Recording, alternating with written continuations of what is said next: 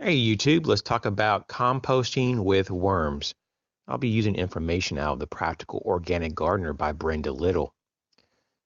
Composting with worms in the garden. The most important thing to remember is that heat is not used in the way it is in other composting methods, where it is needed to destroy the pathogens and weed seeds. The worm's digestive system does this for us. Heat above 77 degrees Fahrenheit or 25 degrees Celsius can kill the worms. And so they prefer moist and cool conditions. You want to start by making a mix of green and brown plant material cut into pieces. You want to add some hay and straw and leave it to heat up in a shady part of the garden. Check to see if the pH is neutral as possible. Worms don't like acid conditions. Add a touch of lime or wood ash to correct the balance if needed.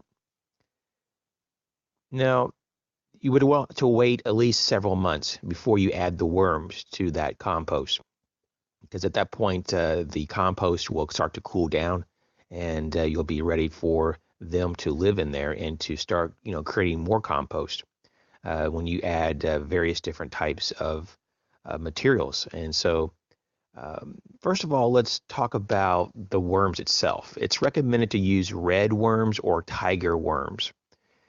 You want to chop the material once again to feed these creatures no bigger than 1 inch. So you want to make sure that there's no clumps, and even the food that you give them is broken up. You want to mix the compost on a regular basis. This controls the fungi.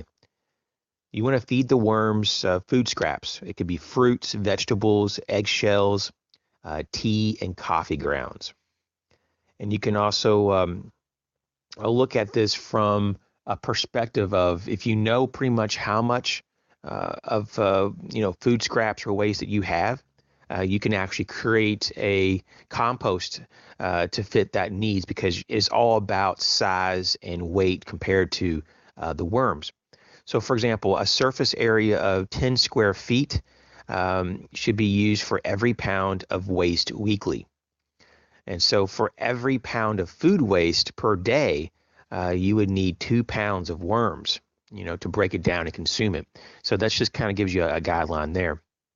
So, I actually have family members that do this particular type of organic gardening using compost made from worms. And I will tell you that these worms will also reproduce in a very fast format here. So just be aware of that you'll need to expand, or at least thin out from time to time these types of composting systems, because before you know it, it'll just be almost too dense for them to be all happy in their compost bins. And so this is just one way to create compost besides letting heat that naturally occurs when you put these things together to do it for you. And so over time, it might be good to build various different types of composting systems. So you have a variety of systems to deliver compost throughout the year. And hopefully this helps.